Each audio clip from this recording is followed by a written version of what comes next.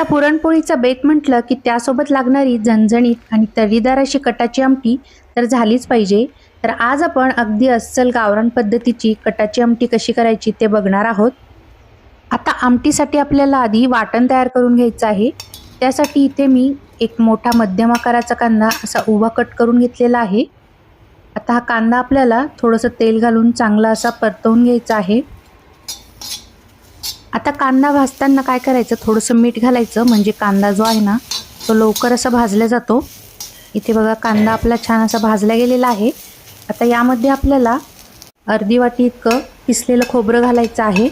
ते देखील छान असं परतवून घ्यायचं। खोबरं आपल्याला इथे किसून घालायचं म्हणजे काय होतं, ते लवकर असं भाजलं जातं। आता खोबरं भाजून झालं की त्यामध्ये आपल्याला 1 इंच आलं आणि 7-8 लसूण पाकळ्या आणि भरपूर अशी कोथिंबीर घालायची आहे। आणि ही आता आपल्याला अगदी हलकंच असं परतवून घ्यायचं, खूप जास्त काही परतवायचं नाही। आणि आता आपल्याला हे सगळं वाटण मिक्सरला छान असं पाणी घालून बारीक वाटून घ्यायचं आहे। कोथिंबीर थोडी जास्त घातली ना की आमटीला चव छान येते। आता कढईमध्ये आपल्याला थोडं जास्तीचंच तेल घालायचं आहे म्हणजे आमटीला तर्री छान येते। तेल गरम झालं की त्यामध्ये 1 चमचा लाल तिखट घालायचं आणि 1 चमचा आपल्याला काळा मसाला घालायचा आहे आणि चांगलं हे परतवून घ्यायचं। आता इथे आपल्याला वाटण घालून घ्यायचं आहे, ते देखील चांगलं असं परतवून घ्यायचं। लाल तिखट असं तेलामध्ये घातलं ना की आमटीला तर्री छान येते। आता आपल्याला हिंग घालायचं आहे, कढीपत्ता घालायचा आहे आणि चांगलं हे आता परतवून घ्यायचं आहे।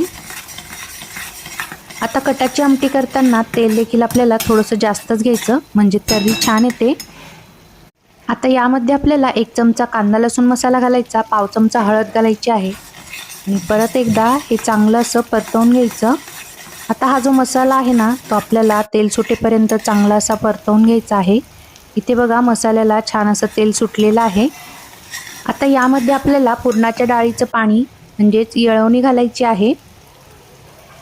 आता येळवणी म्हणजे आपण जे पुरण शिजवतो ना ते पाणी आपल्याला चाळणीमध्ये गाळून घ्यायचं आणि ते जे पाणी आहे ना तेच या आमटीमध्ये आपल्याला वापरायचं आहे। यामध्ये चवीनुसार मीठ घालायचं आहे आणि आता या आमटीला आपल्याला एक 5 ते 7 मिनिटं मंद आचेवरती चांगली अशी उकळू द्यायची आहे।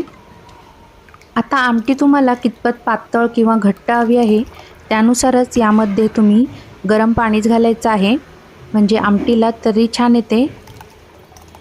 आता एक 5 ते 7 मिनिटानंतर बघा आमटीला छान अशी उकळी यायला सुरुवात झालेली आहे आणि आमटीला कट देखील छान आलेला आहे। हे बघा मस्तच अशी आमटी झालेली आहे। आता पुरणपोळीचा व्हिडिओ देखील मी अपलोड केलेला आहे, तो देखील नक्की बघा म्हणजे येळवणी कशी करायची ते तुम्हाला कळेल। आता शेवटी आपल्याला भरपूर अशी कोथिंबीर घालायची आणि पुरणपोळीसोबत आणि गरमागरम भातासोबत या कटाच्या आमटीचा आस्वाद घ्यायचा आहे। चला तर कशी वाटली आजची ही झणझणीत आणि तर्रीदार कटाची आमटी ते नक्की ट्राय करा आणि कशी झाली ते मला कमेंटमध्ये नक्की सांगा। चला तर मग पुन्हा भेटूया अशाच एका नवीन रेसिपीमध्ये।